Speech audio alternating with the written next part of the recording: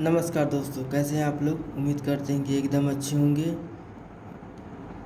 आइए चल बात करते हैं RRB under graduate practice set की, जो कि आने वाले एग्जामों के लिए काफ़ी कारगर साबित हो सकता है। ठीक, आइए चलते हैं प्रैक्टिस सेट हम लोग हल करते हैं। जीके के 40 क्वेश्चन रहेंगे। यदि आप ये 40 क्वेश्चन या प्रैक्टिस सेट लगा के जाते हैं तो एग्ज़ाम में आपको कहीं कोई प्रॉब्लम नहीं आएगी। ठीक है, चलिए बात करते हैं क्वेश्चंस की। पहला क्वेश्चन क्या है, ऑल इंडिया मुस्लिम लीग की स्थापना 1906 में किस उद्देश्य से की गई थी। पहला, हिंदू मुस्लिम एकता को बढ़ावा देना। दूसरा है मुसलमानों के अधिकारों और उनकी राजनीतिक प्रतिनिधित्व की रक्षा करना। तीसरा है भारतीय समाज के सामाजिक सुधारों का समर्थन करना। या चौथा है ब्रिटिश शासन से पूर्व स्वतंत्रता की वकालत करना। जब ऑल इंडिया मुस्लिम लीग की स्थापना 1906 में की गई थी तो इनमें से किसका हमें उद्देश्य लिया गया था, तो क्या था, मुसलमानों के अधिकारों और उसकी राजनीतिक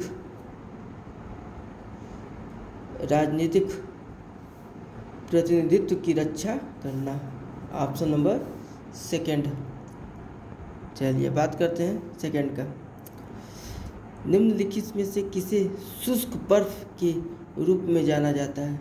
कार्बन मोनोऑक्साइड, द्रव कार्बन डाइऑक्साइड। तीसरा गैसीय कार्बन ऑक्साइड। चौथा है ठोस कार्बन डाइऑक्साइड। तो शुष्क बर्फ की बात करते हैं तो हमारा हो जाएगा वो ठोस कार्बन डाइऑक्साइड।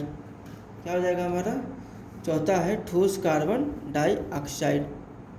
चलिए थर्ड की बात करते हैं। केरल में निम्नलिखित में से किस मृदा की प्रचुरता पाई जाती है।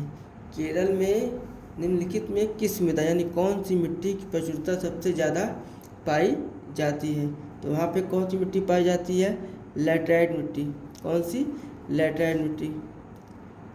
नहीं, रेतीली मिट्टी तो आपको वहाँ पाई जाती है जहाँ पे नदी हो, जंगल हो, या जैसे कहते हैं गंगा जी का किनारा उनारा हो, वहाँ पे रेतीली मिट्टी पाई जाती है। और जलोढ़ मिट्टी हमेशा खेती के लिए की जाती है। ठीक है, चलिए बात करते हैं अगला क्वेश्चन नंबर 4। गोलाकार दर्पण की प्रतिबिंब सतह से केंद्र की ओर क्या कहा जाता है। त्रिज्या, वक्रता का केंद्र, नहीं, पोल, ध्रुव या फोकस। उसको पोल यानी सेंटर पॉइंट कहा जाता है, जिसको हम लोग ध्रुव कह सकते हैं। Option number 3। बात करते हैं क्वेश्चन नंबर 5 की। भारत का पहला डिजिटल नोमाड गांव कहाँ शुरू किया गया था। भारत का पहला डिजिटल नोमाड गांव कहाँ शुरू किया गया था। सिक्किम, अरुणाचल प्रदेश, हिमाचल प्रदेश या उत्तराखंड। कहाँ इसको नोमाड गांव कहाँ पड़ता है, नोमाड गांव हमारा सिक्किम में पड़ता है। यहाँ पे ऑप्शन नंबर पहला रहा। ठीक है, अगला क्वेश्चन नंबर 6। क्वेश्चन क्या कहता है कि विद्रोह में असफल रहने के बाद किस देश ने 3 माह के लिए राष्ट्रीय आपातकाल लगाने की घोषणा की थी।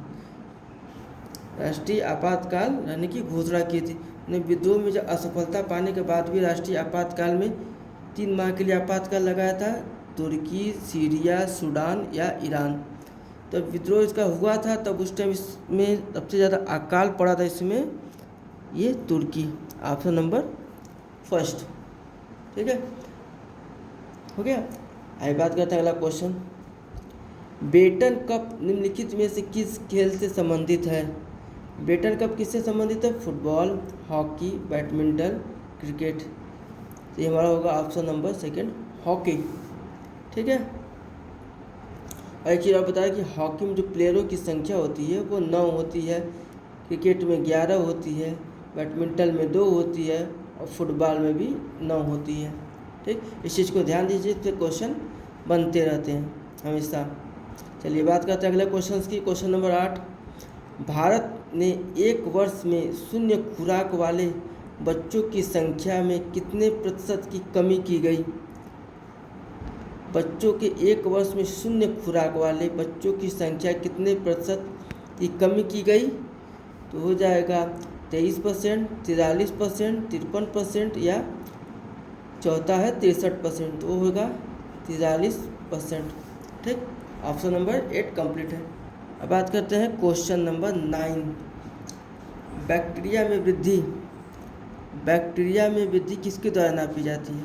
ठीक है, हर एक चीज़ का नापने का तरीका सलीका होता है, तो बैक्टीरिया को भी नापने की जो वृद्धियाँ बढ़ती हैं बैक्टीरिया, उसको किसके जरिए नापी जाती है? हिमेस्टोमीटर, स्पेक्ट्रोमीटर, कैलोरीमीटर, ऑक्सीजनोमीटर। तो ये बैक्टीरिया किस पे नापी जाती है? स्पेक्ट्रोमीटर, यानी ऑप्शन नंबर 2। बात करते हैं क्वेश्चन नंबर 10 की। तो क्वेश्चन नंबर 10 क्या कहता है? पहलगाम हमले के लिए अमेरिका ने किस संगठन को आतंकवादी संगठन घोषित किया था? जैसे मोहम्मद, लश्कर ए तैयबा, द रेजिडेंट फ्रंट या हिजबुल मुजाहिदीन। किसको अमेरिका संगठन ने आतंकवादी घोषित किया था? तो द रेजिस्टेंट फ्रंट। ठीक, बात करते हैं क्वेश्चन नंबर 11 की। भारतीय संविधान क्या है भाई? राष्ट्रपति के पुनर्निर्वाचित के मुद्दे पर मौन है। सेकंड, किसी व्यक्ति को राष्ट्रपति पद के लिए पुनर्निर्वाचित हेतु अनुमति प्रदान करता है। तीसरा है, किसी व्यक्ति को केवल 2 कार्यकाल के लिए राष्ट्रपति बनना सुनिश्चित करता है। चौथा है, किसी व्यक्ति को केवल एक बार राष्ट्रपति बनने की अनुमति देने के लिए संशोधित किया गया है। तो भारतीय संविधान में क्या है? किसी व्यक्ति को राष्ट्रपति पद के लिए पुनर्निर्वाचित हेतु अनुमति प्रदान करता है। ये हमारा 11 का 2 हो जाएगा। ठीक है, अब बात करते हैं अगला क्वेश्चन नंबर 12 है।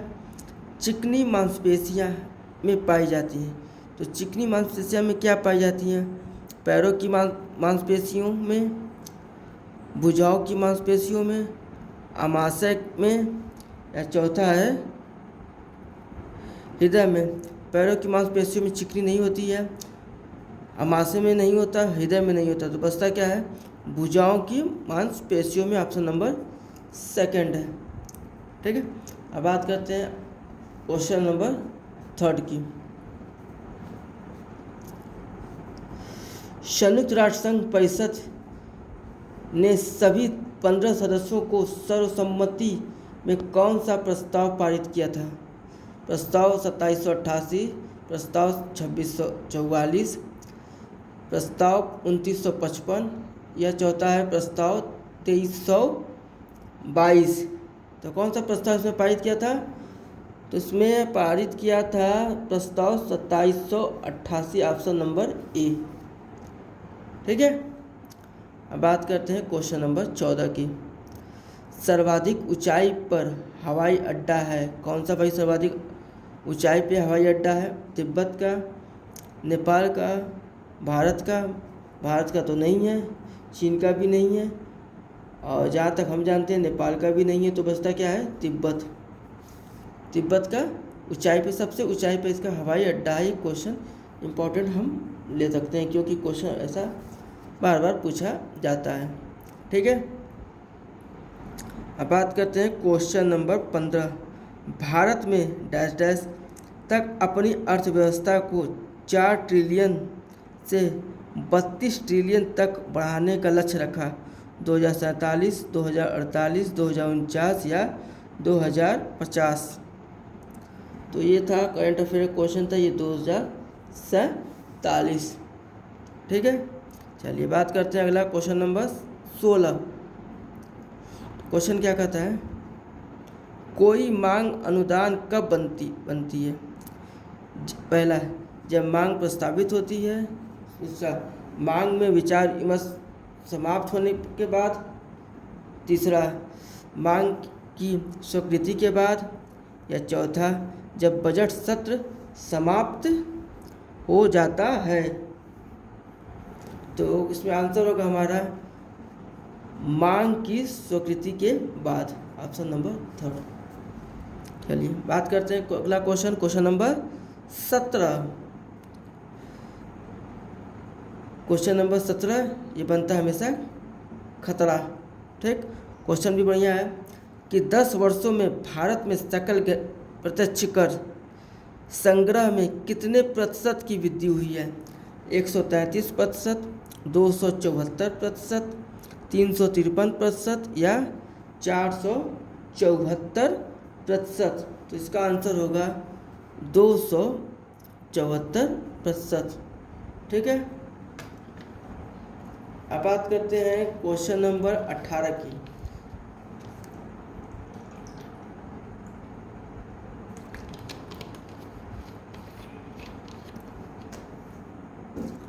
क्वेश्चन नंबर 18 क्या कहता है? न्यूटन द्वारा गणित की निम्नलिखित शाखाओं में से किसका आविष्कार किया गया था? गणना का, तर्क का, बीजगणित का या ज्यामिति का? गणना का। ठीक है, अब बात करते हैं क्वेश्चन नंबर 19 जो कि अच्छा क्वेश्चन है। यूनिक्स ऑपरेटिंग सिस्टम के लिए उपयुक्त है। यूनिक्स ऑपरेटिंग सिस्टम यानी यूनिक्स ऑपरेटिंग UOS के लिए किसके लिए उपयुक्त है? Multi user, real time processing या डिस्ट्रीब्यूटिंग प्रोसेसिंग या सिंगल यूजर? तो इसका आंसर होगा मल्टी यूजर ऑफ 1। चलिए ठीक, अगला क्वेश्चन बात करते हैं क्वेश्चन नंबर 20 की। तो 20 वाला क्वेश्चन की करंट अफेयर है और काफ़ी महत्वपूर्ण है। ठीक है, क्वेश्चन नंबर 20 क्या कहता है? क्यूएक्स ग्लोब रैंकिंग 2026 ने किन शहर की छात्रों के लिए सबसे किफ़ायती शहर घोषित किया गया था? किफ़ायती शहर मुंबई, बेंगलुरु, चेन्नई या दिल्ली? बेंगलुरु काफ़ी महंगी शहर है, चेन्नई भी है, मुंबई भी, दिल्ली भी है, लेकिन काफ़ी हद तक किफ़ायती है क्योंकि इसमें बिजली की जो बिल थे वो काफ़ी माफ़ हो चुके थे। ठीक है, चलिए बात करते हैं अगले क्वेश्चंस की। चलिए बात करते हैं अगले क्वेश्चन की। क्वेश्चन नंबर 21 है, भारत में एक राज्य गवर्नर द्वारा हटाया जा सकता है। यानी भारत के एक राज्य में गवर्नर को कब हटाया जा सकता है? संसद द्वारा, केंद्र सरकार द्वारा, राष्ट्रपति द्वारा या संबंधित राज्य में मुख्यमंत्री द्वारा? तो ये जब भी हम इसको हटा सकते हैं, जब मतलब गवर्नर को जो हटाने की जो विधायिक शक्तियाँ होती हैं वो किसके पास होती है? ये सबको मालूम है। क्वेश्चन नंबर 3 राष्ट्रपति के। ठीक, राष्ट्रपति अपना त्यागपत्र किसको देगा? उपराष्ट्रपति को। प्रधानमंत्री अपना त्यागपत्र किसको देगा? राष्ट्रपति को। यदि मतलब कहीं से भी त्यागपत्र की बात आती है तो वहाँ पे ऑप्शन नंबर राष्ट्रपति की आती है। ठीक, और जो इस समय भारत के राष्ट्रपति कौन है? द्रौपदी मुर्मू, जो कि हमारी 15वीं राष्ट्रपति बनी है। चलिए क्वेश्चन नंबर 22 की बात करते हैं। किस शहर में लगातार 8वें वर्ष भारत का सबसे स्वच्छ शहर घोषित किया गया था? सबसे स्वच्छ की बात की जाए, सबसे स्वच्छ शहर किसको घोषित किया गया था? सूरत, नवी मुंबई, अहमदाबाद, इंदौर। तो ऑप्शन नंबर होगा यहाँ पे इंदौर। ठीक है, चलिए बात करते हैं क्वेश्चन नंबर 24 की। 24 क्वेश्चन नंबर क्या कहता है? 23 की। तो 23वां क्वेश्चन नंबर क्या कहता है दोस्तों? तो कहता है बच्चों कि उत्तर में दक्षिण की ओर पश्चिम घाट की निम्नलिखित पहाड़ियों को व्यवस्थित कीजिए। तो जो उत्तर से दक्षिण की ओर और पश्चिमी घाट जो निम्नलिखित पहाड़ियाँ कौन व्यवस्थित होती हैं? तो बात करता है ऑप्शन नंबर जाता है सिंधुदुर्ग, केंद्रमुख, ऊटी और मन्नार। ये ऑप्शन नंबर 2 है। समझ में आएगा क्वेश्चन? जो उत्तर से दक्षिण की ओर और पश्चिमी घाट से जो पहाड़ियाँ जाती हैं वो कौन कौन सी है? सिंधुदुर्ग, केंद्रमुख, ऊटी और मन्नार। ठीक है, चलिए बात करते हैं अगले 24 नंबर क्वेश्चन की बच्चों। तो क्वेश्चन क्या कहता है? निम्नलिखित में से कौन सा भारत का एक पूरा पाषाण स्थल नहीं है? पूरा पाषाण स्थल नहीं है। तो भीमबेटका गुफा ये तो है, हिंसी गुफा ये भी है, कन्नूर गुफा ये भी है, बल्कि बाराबार गुफा ये नहीं है। जो पूछा इसमें नहीं की बात की है ना, तो नहीं है वो 12 बार गुफा। ठीक है, चलिए बात करते हैं क्वेश्चन नंबर 25 की। तो क्या करता है TRS-ERS मिशन का उद्देश्य क्या था? एंटार्क्टियस क्या मिशन का उद्देश्य क्या था? पहला, पृथ्वी के चुंबकीय क्षेत्र और सौर हवाओं के बीच अंतःक्रिया को समझाना। दूसरा, चंद्रमा की सतह का अध्ययन करना। तीसरा है मंगल ग्रह की जीवन पर खोज करना। और चौथा है सैटेलाइट संचार को तेज करना। तो इसमें क्या होगा ऑप्शन नंबर हमारा? पृथ्वी के चुंबकीय क्षेत्र और सौर हवाओं के बीच की अंतःक्रिया को समझना, ऑप्शन नंबर पहला। चलिए बात करते हैं क्वेश्चन नंबर 26 की। तो क्वेश्चन नंबर 26 क्या कहता है बच्चों कि वर्ष 1787 में के किस नियम का अध्ययन किया गया, जिसमें कहा गया था कि गैस का आयतन उसके परम तापमान के साथ बढ़ता है? सही है। यह परम ताप घटने पर उसका आयतन भी घट जाता है। तो ये किसका वाक्य है? ये किसका नियम है? या किसने नियम ये दिया हुआ है? तो हम बात करेंगे बायल का नियम है, डाल्टन का नियम है, अवोगाड्रो का नियम है, या चार्ल्स का नियम है? तो हमारा ये चार्ल्स का नियम है। ठीक है, बात करते हैं क्वेश्चन नंबर 27 की। तो क्वेश्चन क्या कहता है?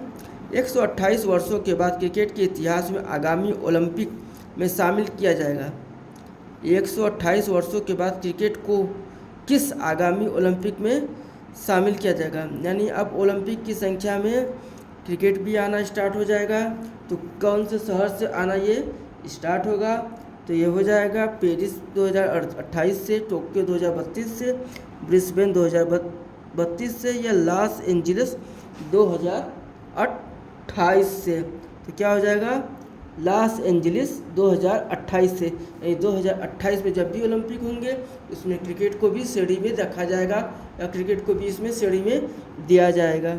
ठीक है बच्चों, बात करते हैं क्वेश्चन नंबर 28 की। तो क्वेश्चन क्या कहता है? संविधान के अनुच्छेद में 14 में भारत में नागरिकों को सुनिश्चित करता है, क्या सुनिश्चित करता है भाई? शोषण के विरुद्ध का अधिकार, निजता का अधिकार, निःशुल्क और अनिवार्य आधारभूत शिक्षा का अधिकार, या समानता का अधिकार। तो संविधान में 14 में नागरिकों को क्या सुनिश्चित करता है? समानता का अधिकार, सब कुछ समान रहे, कोई उसमें भेदभाव उसमें न दिखा जाए। ठीक है दोस्तों, चलिए बात करते हैं क्वेश्चन नंबर 29 की। तो 29 नंबर क्वेश्चन में क्या कहता है कि सीमा किस खेल प्रतियोगिता में 5000 मीटर दौड़ में पदक जीतने वाली पहली भारतीय महिला बनी? तो कौन सा खेल है? एशियाई खेल है, ओलंपिक खेल है, राष्ट्रमंडल खेल है, या विश्वविद्यालय खेल है? तो हमारा इसका आंसर होगा ये विश्वविद्यालय खेल है। अभी इसमें सीमा ने विश्वविद्यालय खेल में 500 मीटर में पदक जीतने वाली पहली भारतीय महिला बनी है। चलिए बच्चों, क्वेश्चन नंबर 30 की बात करते हैं। तो 30वां क्वेश्चन क्या कहता है? भारत में निम्नलिखित में से कौन सा विधेयक राज्यसभा में पुनः स्थापित नहीं किया जा सकता? संविधान संशोधन या साधारण विधेयक दोनों? संविधान संशोधन विधेयक, धन विधेयक, या साधारण विधेयक? तो साधारण विधेयक पुनः स्थापित नहीं किया जा सकता। ये सब जानता है कि साधारण विधेयक को पुनः स्थापित हम संसद में नहीं कर सकते हैं। ठीक है, चलिए बात करते हैं अगला क्वेश्चन की। Question number 31। तो क्वेश्चन नंबर 31 क्या करता है? ASI ने किस राज्य में लुंगफुंग रुपुई को राष्ट्रीय महत्व का स्मारक घोषित किया था? तो किसने किया था? महाराष्ट्र, मणिपुर, मिजोरम, या मेघालय? तो बच्चों यहाँ पे होगा आंसर इसका सेकंड नंबर, मिजोरम। ठीक है दोस्तों, अब बात करते हैं बच्चों क्वेश्चन नंबर 32। तो 32 क्वेश्चन नंबर क्या कहता है? अधिकांश भारतीय लिपियाँ निम्नलिखित में से किस लिपि में विकसित हुई थी? संस्कृत में, यूनानी में, ब्राह्मी और द्रविड़ में? किसमें लिपियाँ, अधिकांश भारतीय लिपियाँ किसमें विकसित की गई थी? तो अधिकांश सबसे ज़्यादा लिपियाँ दो ही थी, ब्राह्मी, ठीक, ब्राह्मी लिपि सबसे ज़्यादा विकसित की गई थी। ठीक, क्वेश्चन नंबर बात करते हैं क्वेश्चन नंबर 33 की। 33 क्वेश्चन नंबर क्या कहता है, भारत किस वर्ष तक दुनिया की तीसरी सबसे बड़ी अर्थव्यवस्था बनने की ओर अग्रसर है। यानी भारत की जो अर्थव्यवस्था है वो किसकी ओर बढ़ने की, यानी किस वर्ष तक ये बढ़ने की ओर अग्रसर है, यानी आगे बढ़ रही हैं। 2025 तक, जो कि बीत चुका, जो कि हो नहीं सकता। 2026 में यह भी होने की कोई चांसेस नहीं है। 2000 या तो 2028 या तो 2030। तो 2000 ये भी लक्ष्य रखिएगा जितना नज़दीक से नज़दीक हो सके, यानी 2028 तक। 30 अभी काफ़ी दिल्ली दूर है। ठीक, बात करते हैं क्वेश्चन नंबर 34 की। तो क्वेश्चन क्या कहता है, निम्नलिखित में कौन से वैज्ञानिक ने दो आवेशित कणों के बीच आकर्षण प्रतिकर्षण के बल को नियंत्रित करने वाला नियम दिया था। यानी निम्नलिखित में किस वैज्ञानिक ने दो आवेशों के बीच आकर्षण और प्रतिकर्षण को नियंत्रित करने का नियम दिया था। चार्ल्स डुफेन, माइकल फैराडे, आर्किमिडीज या चार्ल्स कूलॉम्ब। तो दिया था इसमें चार्ल्स कूलॉम्ब, ऑप्शन नंबर चौथा। चलिए बात करते हैं क्वेश्चन नंबर 35 की। तो क्वेश्चन नंबर 35 क्या कहता है, आइए पहले पढ़ते हैं।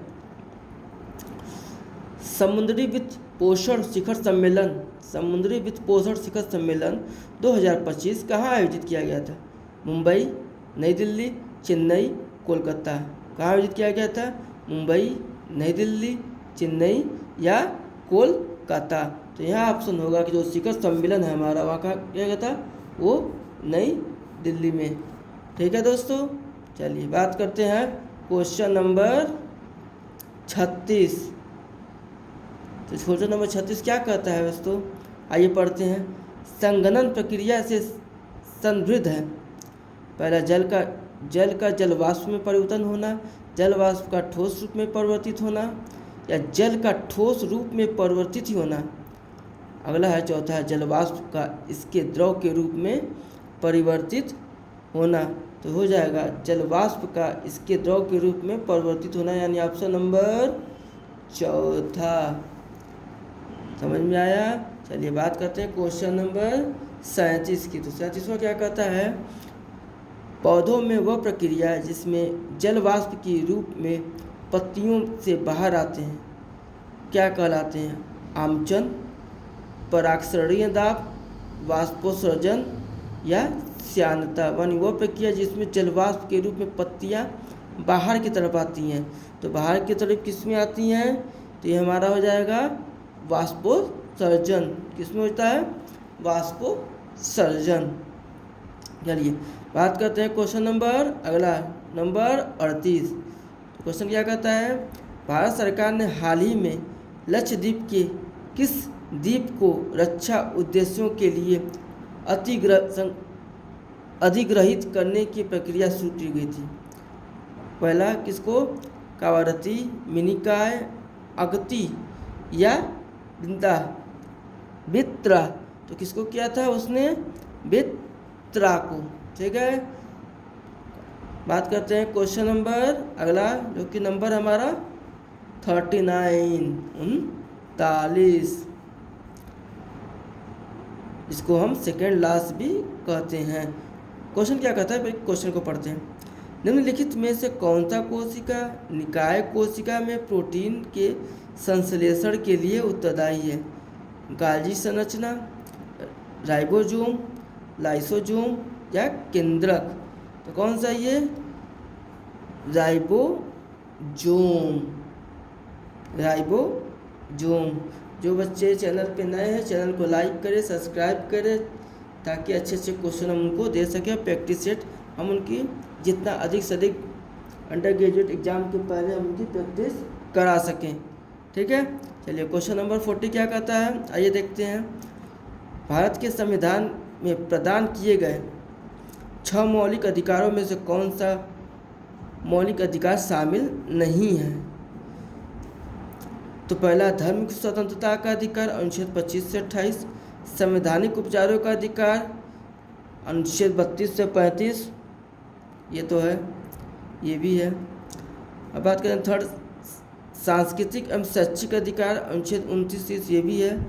लेकिन जो शिक्षा का अधिकार है वो अनुच्छेद 21(1) से नहीं है, यानी इसको इसमें शामिल नहीं किया गया था, ऑप्शन नंबर 4। ठीक है, ये हमने 40 क्वेश्चन कंप्लीट कर दिए जो कि आपके आगामी अभी एग्ज़ाम होने वाले आरआरबी एनटीपीसी इसमें काफ़ी कारगर होंगे। जिनको सिलेक्शन चाहिए इस प्रैक्टिस सेट को आप रट के जाइएगा ताकि आपको हर जगह सफलता मिलता रहे। ठीक, आज के लिए रहने देते हैं, कल मिलते हैं नए प्रैक्टिस सेट के साथ। धन्यवाद।